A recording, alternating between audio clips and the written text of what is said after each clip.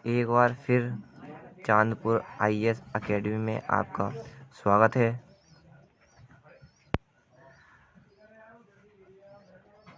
आज का टॉपिक है बाबर। चलो पढ़ते हैं बाबर को।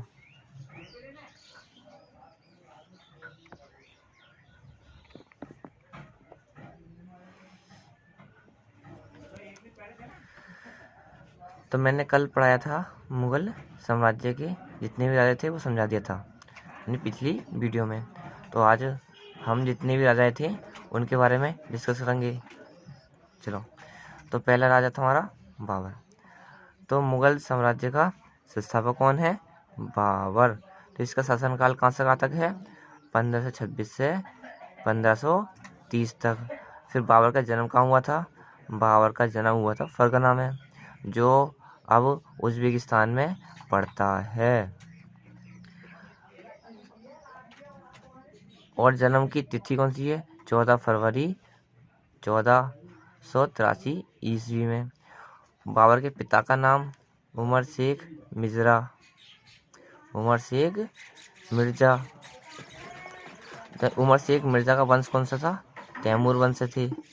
तैमूर वंशी तुर्क कहलाते थे, यानी तैमूर वंशी को हम तुर्क भी कहते हैं।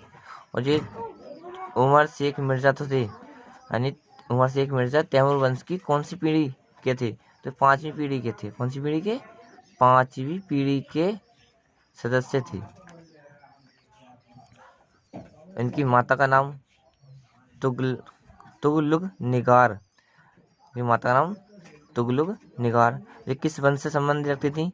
चंगेज खां वंश से। चंगेज खां वंश से या फिर मंगोल वंश से। तुगलक निगार जो पीढ़ी थी इनकी कौन सी? 12वीं पीढ़ी की थी। कौन सी? 12वीं पीढ़ी की तुगलक निगार थी, मंगोल वंश से। इनकी दादी एहसान दौलत बेगम। तो बाबर की दादी का नाम क्या था? एहसान दौलत बेगम।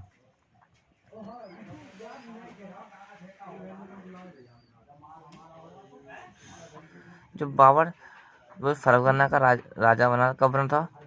1494 में राज्याभिषेक कहाँ का हुआ था? फरगना का।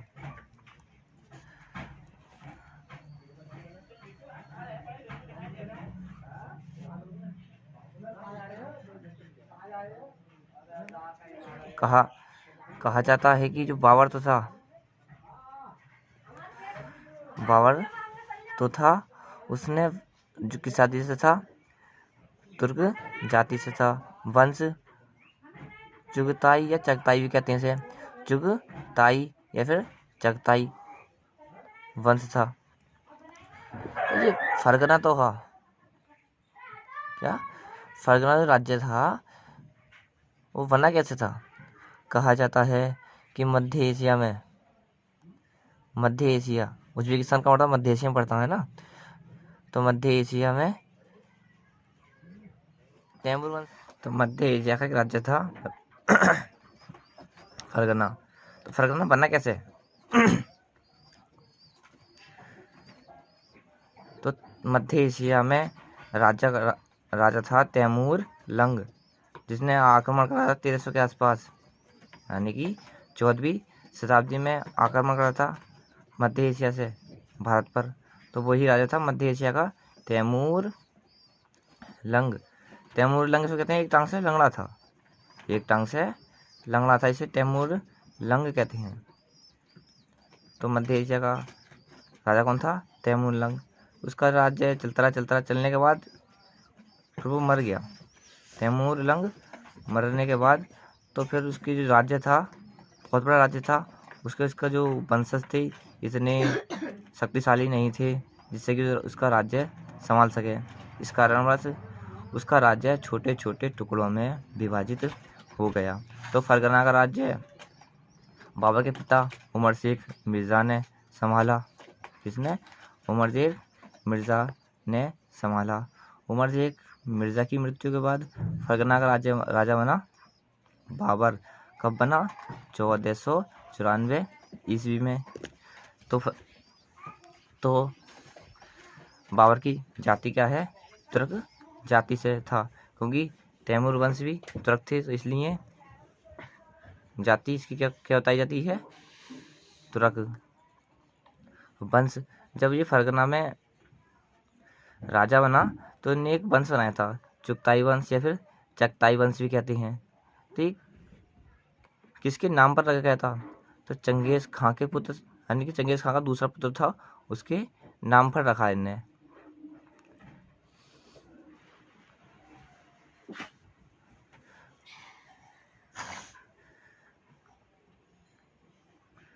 बाबर के बचपन का नाम क्या है? जहीरुद्दीन मोहम्मद। क्या नाम है बचपन का नाम? जहीरुद्दीन मोहम्मद। तो जहीरुद्दीन मोहम्मद का नाम बाबर कैसे पड़ा? तो ये जहीरुद्दीन मोहम्मद पहले से ही, यानी कि बचपन से ही बहुत शरारती, साहसी, निर्भीक, निडर था। जैसे जैसे इसने युद्ध जीते उस प्रकार से इसका नाम बाबर पड़ा। और कुछ लोग बाबर को तुर्की भाषा में इसका नाम बाघ यानी कि टाइगर, तुर्की भाषा में इसे बाघ कहते हैं। यानी कि इसका जो तुर्की भाषा में रूपांतरण करा है, ट्रांसलेट करा है, उसे बाघ कहते हैं।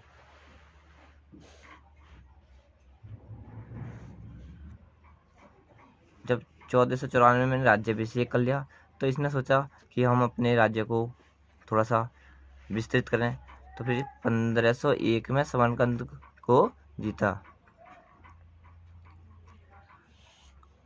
1501 में समरकंद को जीता क्यों था उसने? जब उमर शेख मिर्जा फरगना पर राज्य कर रहे थे, तब उस समय इसके आस पड़ोस के प्रतिद्वंदी राजाओं ने समरकंद को छीन लिया था। समरकंद फरगना राज्य की राजधानी थी, इसलिए बाबर ने इसे दोबारा से प्राप्त करने के लिए 1501 में समरकंद को जीता। बाबर के वंशजों की वो थी कैपिटल, यानी कि बाबर के वंशजों की क्या थी? राजधानी। मैंने भी बताया था थोड़ी देर पहले। उसके बाद में एक युद्ध होता है 1502 में। कब? 1502 में। युद्ध का नाम है सर ए पुल का युद्ध। युद्ध का नाम सर ए पुल का युद्ध। कब हुआ? 1502 में। किस किस के बीच हुआ? बाबर के और सैवानी खां के। किस किस के? बाबर के और सैवानी खां के। बाबर और सैवानी खां के बीच कौन कौन सा युद्ध हुआ? सर ए पुल का युद्ध 1502 में हुआ था, जिसमें बाबर की हार हुई थी। क्या हुई थी? हार। मैंने क्रॉस का चिन्ह लगा दिया हार के लिए, और जीत के लिए राइट का चिन्ह लगा दिया है। तो बाबर किस वंश से था? यहाँ पर चुगताई वंश से था। उसके बाद में सैवानी था तो उज्बेक वंश था। कौन सा वंश? उज्बेक। कहीं कहीं उज्बेक आता है, कहीं कहीं उज्बेक आता है, ध्यान रखना।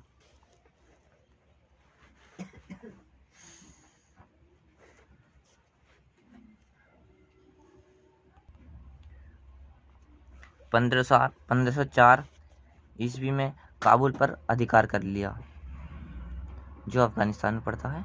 यानी कि कब करा उसने? 1504 ईस्वी में काबुल पर अधिकार कर लिया। तो काबुल राज्य में कौन कौन से क्षेत्र आते थे? एक तो काबुल आता था और एक गजनी आता था।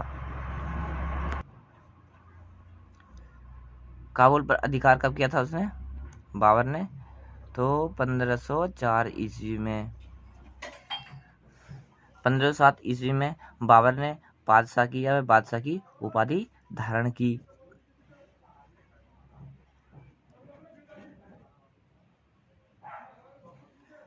बाबर ने भारत पर 4 आक्रमण किए। तो बाबर ने भारत पर आक्रमण क्यों किए? कुछ तो कारण होगा। कारण ये था, जब वो फरगना पर राज्य कर रहा था तो उसके आसपास के जो राजा थे उससे जलते थे, प्रतिद्वंदी थे, उससे जलते थे। इस प्रकार से उनसे युद्ध हुआ। तो युद्ध में वहाँ पर जीता तो नहीं है, मतलब बताया था अभी, बाबर और शेरवानी के साथ सरेपुल का युद्ध हुआ, तो इसमें हार हुई, तो इसमें हानि भी हुई होगी। तो इसलिए पैसों को इकट्ठे करने के लिए वो भारत पर आक्रमण किया, क्योंकि भारत सोने की चिड़िया थी, इसलिए बाबर ने भारत पर आक्रमण करना शुरू किया। आक्रमण का मतलब क्या होता है? आक्रमण करके लूट खसोट करी और चला गया लौट के, जितने पैसे कमाए। तो उन्हें 4 आक्रमण की थी। पहला जो आक्रमण है 1519 में किया था यूसुफ जई जाति के विरुद्ध। 1519 में यूसुफ जई जाति के विरुद्ध किया था। यूसुफ जई जाति के विरुद्ध किया था, तो उस समय इसने बाजौर व भेरा को जीता था। कौन कौन से क्षेत्र को जीता था ने? बाजौर व भेरा, कहीं कहीं भीरा भी लिखा हुआ मिल जाता है। कौन कौन क्षेत्र जीते? बाजौर और भेरा।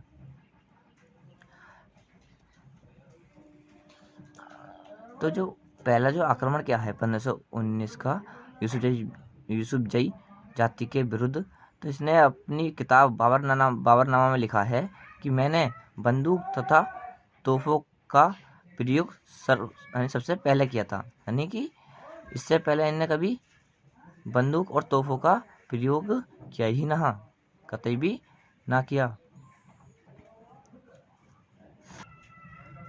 तो दूसरा अभियान कौन सा था? दूसरा अभियान था 1519 में किया था। दूसरा अभियान कब किया था? 1519 में किया था।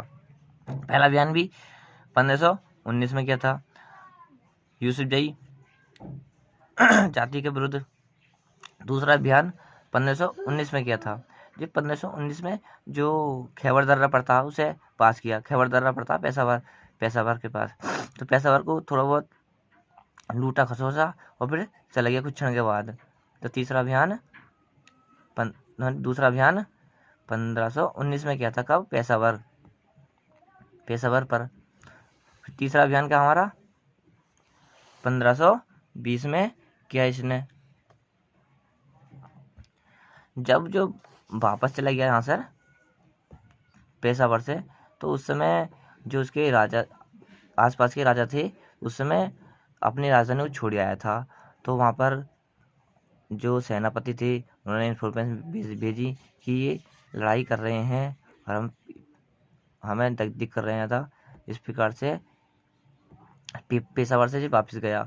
और जो पहला अभियान तो था यूसुफ जई जाति के विरुद्ध, उसने भेरा को और बाजौर को जीता था, तो उसे से वहाँ से छोड़ना पड़ा। फिर तीसरे अभियान में फिर से दोबारा जीता। किसे? बाजौर को और भेरा को। बाजौर भेरा को कब जीता? तीसरे अभियान में जीता था 1520 ईस्वी में। फिर चौथा अभियान 1524 ईस्वी में पेशावर अभियान। अब यहाँ से वापिस चला गया था दूसरे अभियान में पेशावर से। इन्फॉर्मेशन मिली कि जो हमारे आस पड़ोस के राजाएं हैं वो हमें तंग कर रहे हैं, तो इसलिए वापिस चलना पड़ा। तो पेशावर को छोड़ना पड़ा। फिर चौथे अभियान में फिर इसने पेशावर को जीत लिया था। कब जीत लिया था? पूरी तरह से चौथा अभियान में 1524 ईस्वी में पेशावर को जीत लिया था।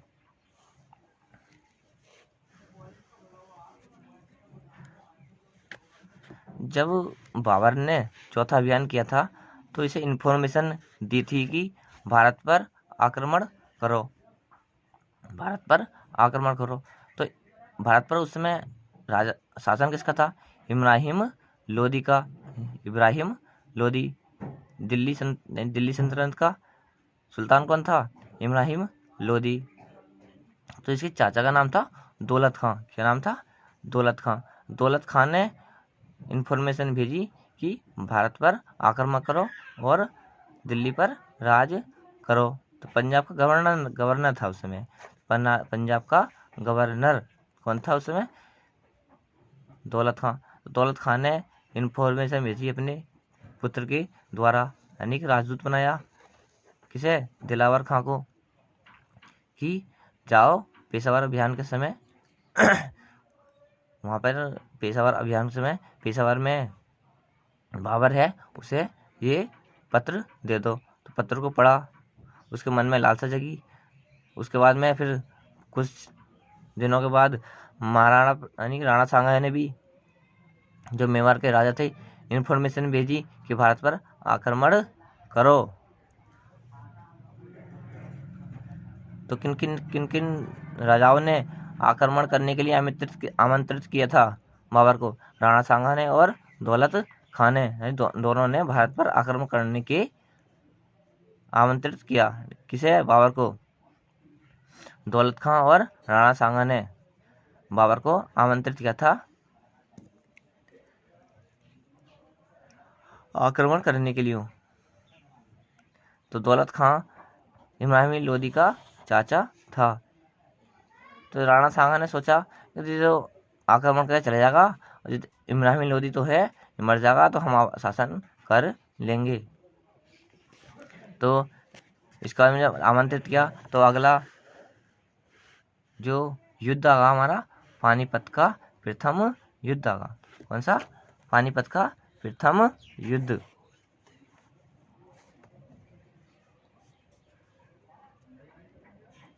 तो अगले वीडियो में हम जो बाबर ने आक्रमण करे थे, अनेक आक्रमण का युद्ध करे थे, 4 युद्ध करे थे। पानीपत का युद्ध, खानवा का युद्ध, चंदेरी का युद्ध और घाघरा का युद्ध।